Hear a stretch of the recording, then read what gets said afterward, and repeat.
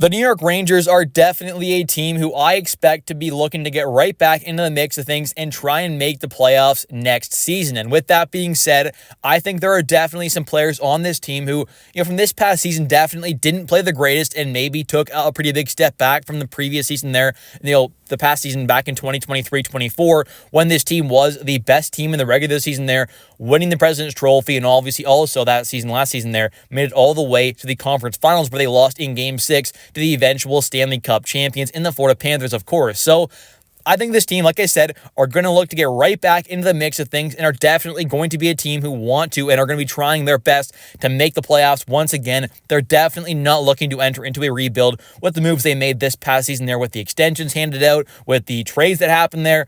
All that tells me and kind of screams that this team is definitely looking to compete in the 2025-26 season. So with that being said, we're going to take a look at two players in today's video that I think had a pretty disappointing season, this past season there, of course, and we're going to kind of talk about and take a look at these players and kind of see, how big of an impact they could possibly have if they can kind of get back on track and play at that level that I definitely think they can. And of course, one player in particular definitely has a lot of room to grow, I think, still possibly in his game, and one is a more veteran guy, one's a bit of a younger guy, so let's take a look at these two players and kind of talk about how I think they could possibly bounce back for this upcoming season there under, of course, the new coaching staff, and could definitely have a major impact on this team. So let's get right into it here and take a look at the first player we're going to talk about, and that is, of course, Mika Zibanejad, as you've been looking at him for the past little bit here. But I think Mika is a very interesting player with the fact that, of course, he had overall, start to finish there, you could say a disappointing season for sure. For a guy making $8.5 million who was,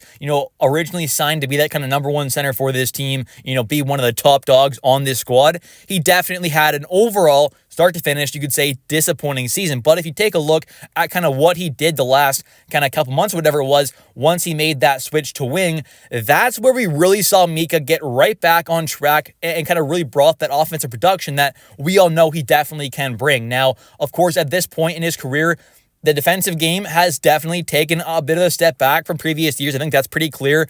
Obviously, just overall, at 5-on-5, even strength there, especially when he was playing center, he was not playing the greatest overall game defensively. I think that's pretty clear if you watched him, quite a bit there.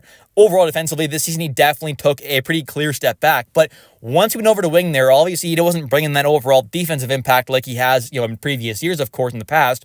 But the main thing was we saw that offensive game come right back around to where it has been in the past at moments. And of course, he wasn't playing like his kind of top tier elite self like he can be at moments. We have seen him be at moments, obviously quite a few years ago now at this point, but he still had a quite incredible run once he made that switch over to wing. So in my opinion, I would absolutely 110% start Mika Zibanejad next season for the 2025-26 season at wing. There's no question in my mind he should be playing wing for the rest of his career, or at least for the foreseeable future with the way things are going right now and with what we saw last season there. He ended up taking, like I said, that massive step up offensively once he made the switch to wing. He had way more points. I believe he was over a point per game once he made that switch to wing there, under a point per game for sure, obviously when he was at center. So I think he clearly took a massive step up there. I did make a video maybe a few weeks ago now, I can't exactly remember, but kind of talking about Mika Zibanejad and how he really did take that pretty massive step up there. Of course, once he made that switch over to wing. So I think going forward, absolutely, I would play Mika at wing. Like I said, I think at center at this point in his career, he just doesn't quite have it there to be that kind of guy who can bring that overall kind of, two-way impact like he did at moments a few years ago. So I think now for the foreseeable future, I would definitely have him at wing, and I hope Mike Sullivan does that as well. I definitely think that's kind of where he's best suited at this point in his career. We're also seeing him right now with Team Sweden at the World Championships. As of recording this video, he does have 7 games played with Team Sweden there. He's an assistant captain, has 4 goals, 2 assists, 6 points. And not that it all obviously kind of directly translates to the NHL, but it is nice to see that Mika went over there to play for Team Sweden there, of course, and, has looked pretty good. It's not like if he played terrible, I would think that there's no chance of him being good next season there, of course, but it's just nice to see him play well. You'd rather see the guy obviously play good than bad over with his country there, with Sweden, of course. So I'm excited to see what Mika can do possibly under Mike Sullivan there, what he ends up kind of deciding for the lines there. Do we see, some new kind of combinations that we haven't seen yet from, what Peter Laviolette decided to do, although he did, try quite a few things out. So it's definitely going to be interesting to kind of see what Mika's role is under Mike, but I do really, like I said, hope that he does kind of keep him at wing there, not at center, because I think with what we saw clearly, offensively, and it's all around game as well, he just kind of turned into a much overall better player because he wasn't quite that liability defensively that he was kind of at moments. You could probably argue, at center, of course, there he definitely had a few kind of pretty terrible defensive moments there at center earlier on in the season there, but once he switched to wing there,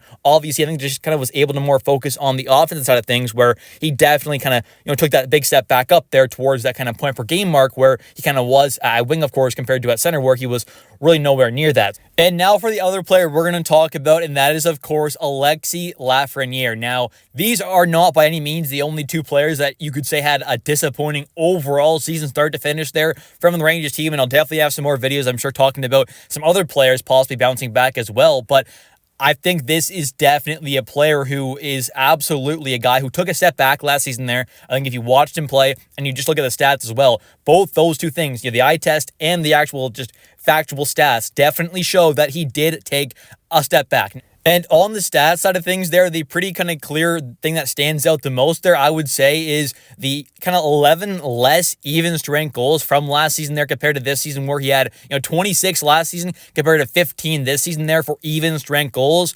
That's a pretty massive step back, obviously. So I think that's an area where you definitely hope Lafreniere can kind of get back on track towards those kind of numbers there, because he did have 26 even strength goals last season there, which is actually pretty incredible there compared to 15 this year, which is obviously a major step back. So that's definitely one area where I really hope he can kind of, get back on track. And also, I think personally, let me know in the comment section down below if you think I'm wrong, of course, and on any of these things, of course, comment your thoughts. I love hearing what you guys have to say as well about these players. But I personally think that, I think what we saw in 2023-24, the previous season there, I think Lafreniere had a pretty decent defensive game at moments, but last season there in 2024-25, this past season that just happened, I think we definitely saw him also take a pretty big step back in that area as well. So I think it wasn't just the kind of even strength goals. There was also that kind of defensive play that he just didn't quite have the same as the previous season back in 23-24. So that's also an area where I definitely hope he can kind of take that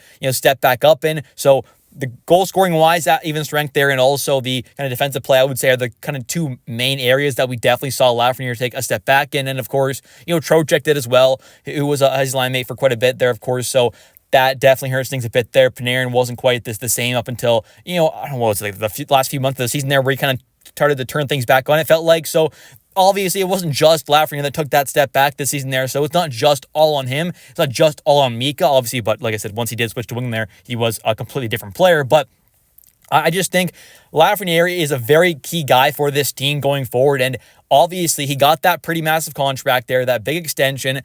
After he got that, things didn't really turn out the best. So I am hopeful that now that he has officially kind of signed that deal, of course, earlier on this past season there. So that's why I'm kind of hoping that he'll head into this offseason now with the kind of, full 100% focus on his development and training and kind of, gearing up and getting ready for next season there. Because, of course, last offseason, I'm sure it definitely weighed in his mind a bit there, that kind of, pending potential kind of contract extension and kind of what his new deal would possibly look like. So maybe that had a bit of an effect. I'm not saying that's a completely valid excuse to kind of, warrant his entire kind of, mess step back last season there, but it could have definitely played a bit of a factor there, of course, having to sign that deal as well mid-season. So let's kind of hope that was a bit of the part, that kind of reason, or kind of why he took that step back there. And I'm kind of hoping that, going forward, now that it's done, he can kind of just get right back into hockey there. There's no business that needs to be done there because he has that deal signed. He's more than likely not getting traded, of course. So I'm just hopefully he can get right back on track. They're heading this offseason with the intention on just being fully kind of committed to his development and training, and hopefully can have a monster 2025-2026 season as he will enter into the first year of his massive new extension. Anyways, thank you all so much for watching today's video. If you have enjoyed, definitely don't forget to click that like and subscribe button for daily New York Rangers content, as I do post every single day. And of course, definitely don't forget to comment down below your thoughts on today's video, as not only does it help the channel out a ton, it helps out the algorithm and all that kind of stuff. There helps kind of share it to other New York Rangers fans as well. But I also do love hearing what you all have to say. Even though I don't respond to all the comments or like them all, I do read them. I trust me, I do read them all. I love hearing what you all have to say. So please definitely don't forget to click that like and subscribe button, and also comment down below your thoughts. I'll catch you next one, and let's go Rangers.